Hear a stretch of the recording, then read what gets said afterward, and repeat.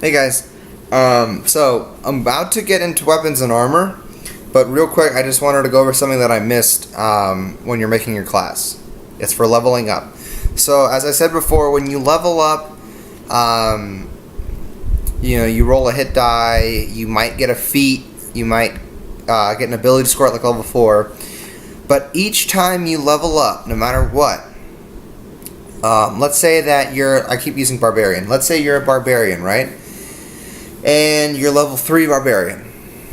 Or you're level 2 barbarian. Sorry. You're level 2 barbarian. You just gained 1 level.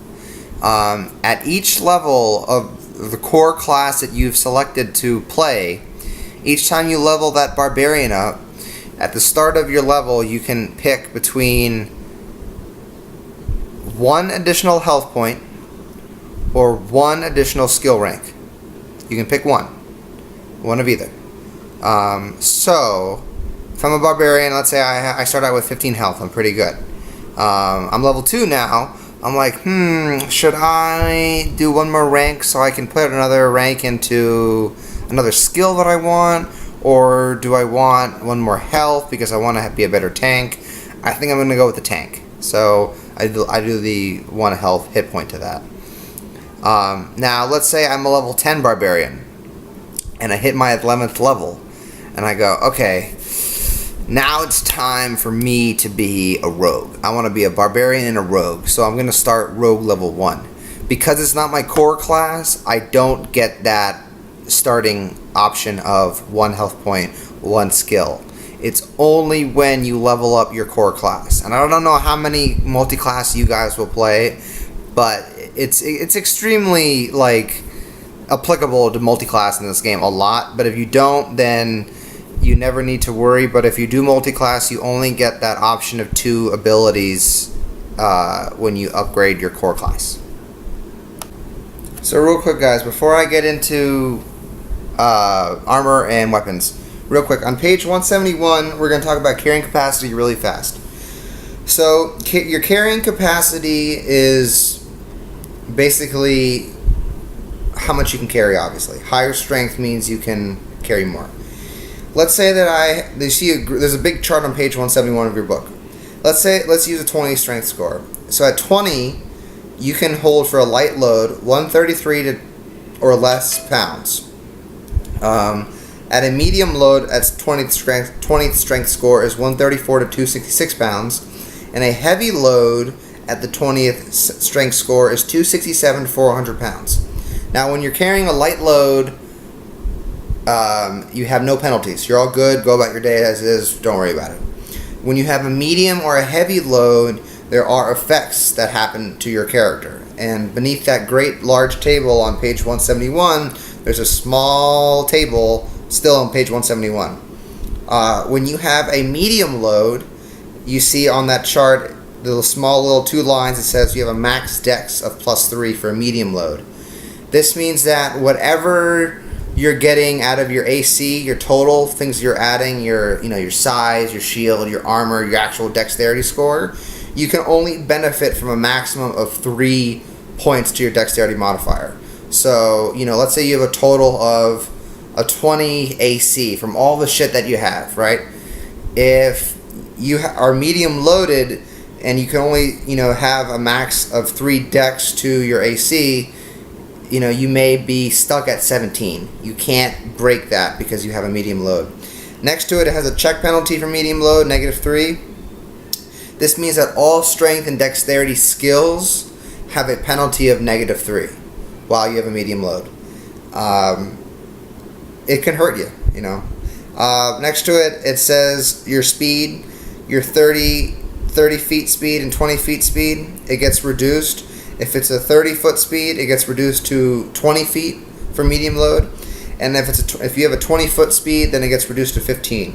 The run at the very end of this little table, don't worry about it.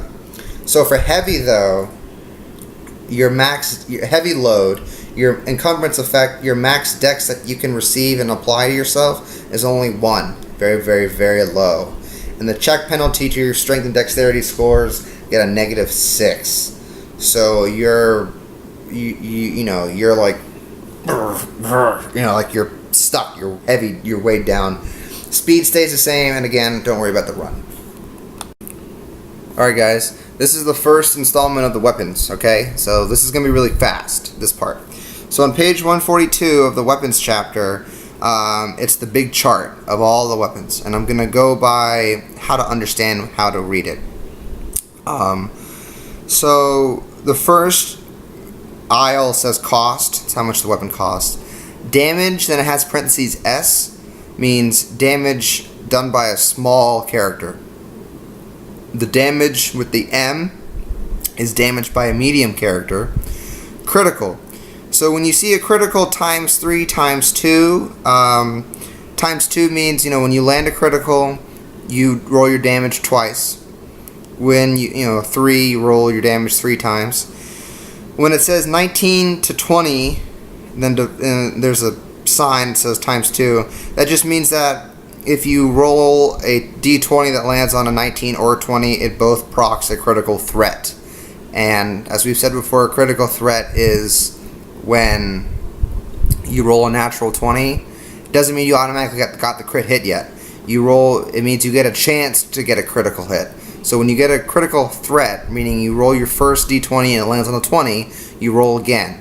If you beat or equal the opponent's AC, then it's a critical hit. In this game, remember, not like 5e, when you match the AC, it's still a hit. So it has to be below the AC. Okay, next is range. If it has a foot in it, like 10 foot, 20 foot, that means it can be used as a ranged weapon. The weight is self-explanatory. Type is the type of damage it does, so piercing for P, slashing for S, B is in bludgeoning. And then at the last aisle says special. Those are the special abilities that it can do, like non-lethal damage, tripping, reaching, double, non-lethal, if I already said that, disarm, many things.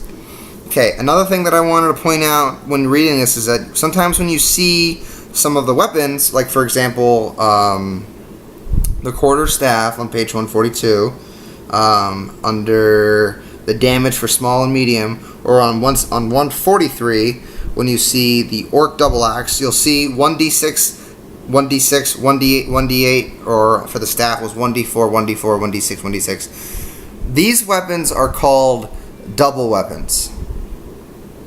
Double weapons. So like with a staff, you go like boom, boom. You have the option of doing that. You don't have to do it. And an orc double axe is basically like, an axe that has 2 blades on it. So you can like... that just shows you how much damage each side does when used.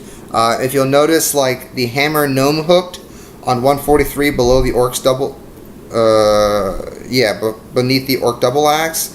One side does 1d6, the other side does 1d4. Sometimes the first hit will do more damage than the second hit. So that's just a brief understanding of how to read the weapons on the chart.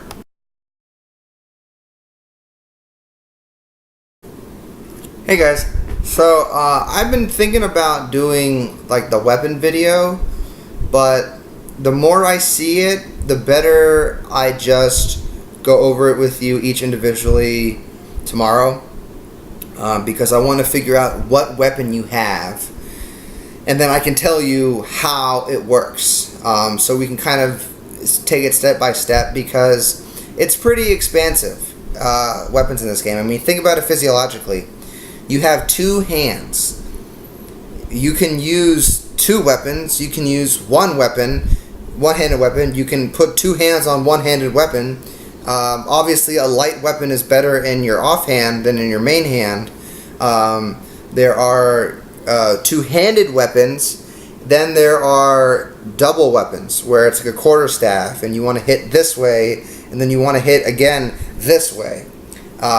Certain weapons have the double weapon feature, so I'm just going to I've already done the chart of what the weapons look like and read, but I'll go into more detail about it individually, because certain weapons add modifiers differently.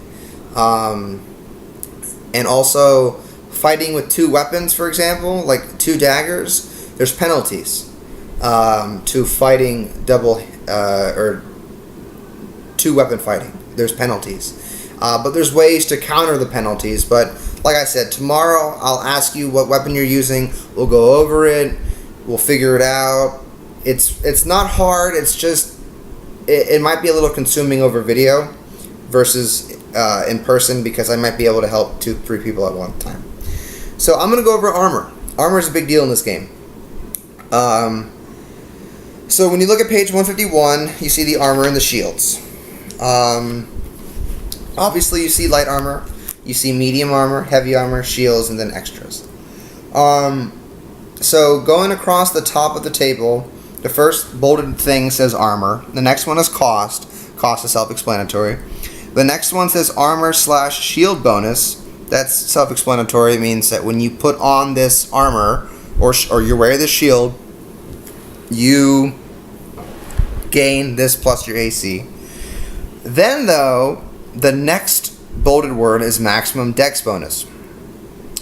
Obviously, wearing lighter armor relays that you can have more dexterity bonus availability for your character. Obviously, if you're wearing full plate, you're not going to be able to be so agile as if you were wearing padded light armor. So for padded light armor, it's a +8. So that means you can retain up to 8 of your modifier for your dex as you can. So the heavier your armor gets, like I said, the lower your maximum dex bonus you can receive. This is the sort of check and balance. Obviously if you're wearing full plate, you have a +9 to your AC. I mean, that's insanely high, right? But if you're wearing padded light armor, you only have +1 to your armor. However, the padded light, you get to receive at least up to 8, or a maximum of +8, whereas wearing full plate, you can only receive an available +1 from your dex bonus. Like I said, this is the check and balance, everyone. And also think about it. Keep thinking about this game physiologically. That's the most important thing. This game is much more realistic than D&D 5e. This game is like, stop, think, okay, obviously, I might be able to drown if I'm wearing heavy armor. I can't swim as much, and I can't move as much. I'm a tank. I mean, there's a reason why it's called a tank. Okay, next is armor check penalty. So this is, people think that this means oh, does it hurt my AC? No. Armor check penalty, padded and leather don't have anything. It's 0. You're good. Everything beneath that has a negative. -1, -2, -3, -4, and so on. Armor check penalty means whenever you're doing a dex or strength-based skill, so acrobatics, climb, swim, sleight of hand, stealth, these sort of things, you have to apply this penalty to your total skill score. So obviously if you're wearing full plate armor, in 5e you had disadvantage on stealth. Well, we don't have disadvantage anymore. Now you have a penalty. So now, if you're wearing full plate, you have a -6 on your stealth rolls. However, depending on how you made your character with your ability score, and if you put in a rank and you're trained in it, you have the miscellaneous modifier +3, it might, be turned in from a -6 on the full plate table to maybe a -1 or 0. And that's not that bad. That's pretty good. But coming to the next thing is spell or arcane spell failure chance. This will fuck you up. And there's feats to bypass it. But in this game, it tells you, if you're going to wear armor, there's a chance that you might not be able to pull off spells. That's why you have spells like mage armor, that you can still cast spells. Obviously, the heavier the armor gets, the higher the spell chance failure is. So padded is 5%, 10%, 15%, 20%, so the list goes on. The way we work this is that you roll a d20. And, let's say you're you're a wizard, or you're a druid. You're a druid and you're wearing a breastplate. Breastplate is medium armor. It has a 25% chance of failure. So that means that 5, 10, 15, 20. That means if you roll a d20 and it's 1, or through 5, that spell you tried to send out didn't work. And that sucks big dick. Next to it is the speed. It just shows you, your base speed may be that, but wearing the heavier armor will slow you down and reduce your total speed of movement. That's on the character sheet. And then the weight, obviously, is how much it weighs. Now, going down to shields. Shields are a little different. I'm not going to go into total detail right now. We'll go that in person. I'll talk to you what your shield can do. But I can tell you that, obviously, a shield needs to be worn on your other hand, right? You don't receive any AC if you're not holding it on your hand. But certain shields can do certain things, like the buckler. The buckler, you can use a bow or a crossbow without any penalty. But we'll get into this one by one to see if anyone's wearing a shield or not. And if it ever comes up, we'll talk about it.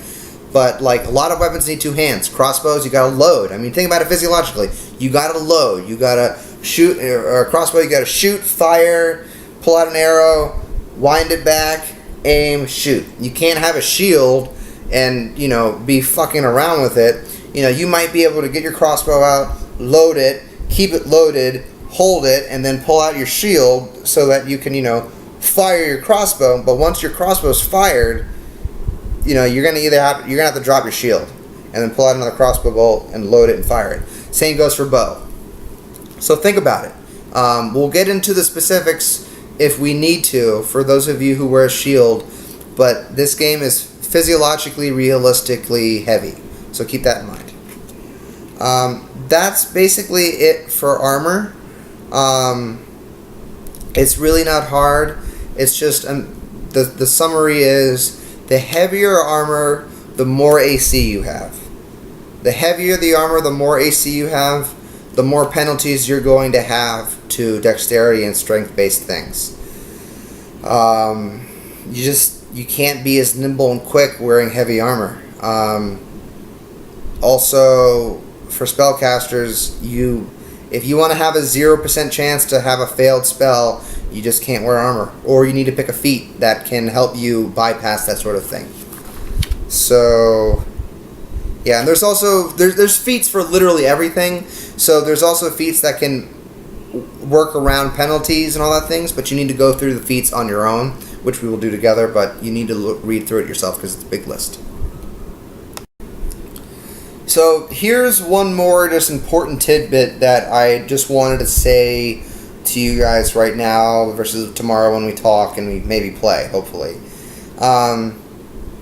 And like I said, weapons.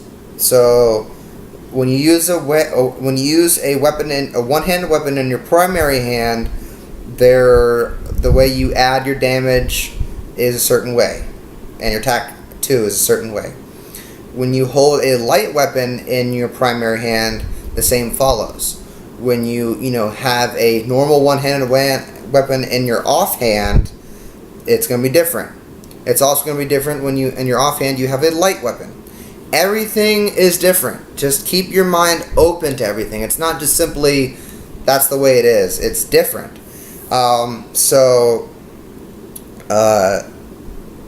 For double weapons, meaning for like Boltok, or like for any character that wants to use a double-handed weapon, or a double weapon, or a quarterstaff. You can use a double weapon to make an extra attack with the offhand end of the weapon, as if you were fighting with 2 weapons. The penalties apply as if the offhand end of the weapon was a light weapon, so that's good in a sense. But now this is the part that I'm going to talk to you guys about, is 2-weapon fighting. 2 weapons in your hand. If you wield a second weapon in your offhand, you can get 1 extra attack in per round with that weapon. You suffer, however, a -6 penalty with your regular attack, or attacks with your primary hand, I should say, and then there's a -10 penalty to the attack with your offhand when you fight this way. And you're probably like, oh, well, fuck that. I'm not about to do 2-weapon fighting. If I have a -10 on my offhand, that's insane. Well, there's 2 ways that you can reduce these penalties. First is if your offhand weapon is a light weapon. If you're fighting with two weapons in your hands, and your offhand weapon is a light weapon, immediately that penalty of a -6 with your regular attack and a -10 penalty with your offhand are reduced each by 2. So it becomes a -4 and then a -8. So that's okay. Then an unarmed strike is always, again, considered a light attack. That's fine. But the second way is by picking up the 2-weapon fighting feat, which lessens the primary hand penalty by 2 again, and the offhand penalty by 6. So there's a chart on page 202, a very small chart, that describes to you how to fight with 2-weapon fighting properties. This again goes for the double weapon as well. It applies to the same sort of spiel. So just normally going about it, your normal penalty with a primary hand, with fighting with 2 weapons, so 2 one-handed regular weapons, in your primary hand a -6, on your offhand a -10. If you're fighting with 2 weapons, and though the offhand is a light weapon and your primary hand is still a regular weapon, it's a -4 for your primary hand and a -8 for your offhand because you're holding that light weapon. Good for you, bro. If you just straight up have the 2-weapon feat, and that's all, and you have, 2 short swords, but you have the 2-weapon feat, then it's a -4 for your primary hand and a -4 for your offhand. And then last, if your offhand weapon is light and your primary hand weapon is normal, and you have the 2-weapon fighting feat, then your penalties are -2 and -2. So obviously you can see that there is this sort of illustration that fighting with 2 weapons is awesome because you get 2 chances to hurt something, but there's penalties. You're not as baller as you might hope, but you can greatly reduce it. You can greatly reduce the penalties to make you more baller, if that makes sense. So this is the last video, and it's really short. It's just about combat and about damage and attack rolls and all this stuff. Tomorrow I'm going to teach you guys how to write out how much damage you do, and I'll ask you, literally, as I've said before, you can fight with 2 weapons in your hands. You can fight with a 2-handed weapon. You can fight with a 1-handed weapon that you apply both of your hands to. You can fight with 2 normally 1-handed weapons and suffer penalties. You can fight with a weapon that has a double feature, like a quarterstaff or a double axe. You can fight with a bow, obviously a crossbow, but you're not applying a modifier to the damage. It's just straight damage because you're not putting the oomph into the actual hit. You're just attacking. So we'll figure that out. I'll ask everybody tomorrow how they want to go about it. If they want everything included, all possibilities, that's why your character sheet has like 5 openings for weapons, because if you want to have all of the availability ways to fight with your weapon, you can have that. This last video I wanted to talk about combat. Combat in this game is really, really extensive, and you have many actions. We will basically go over the actions together. There's like standard, there's full round action, there's swift, there's quickened action, there's free action. You have a lot of availability. We're going to have to go over that together. I'm not going to throw everything at you at once. We're going to just take this game slow for roleplay reasons and eventually keep building and building and building. Alright? Well, good luck. If we play tomorrow, that'd be cool. If we can't, I understand. I can't, force you guys to play the game without even, knowing fully how to do it, because that would be just weird. Alright.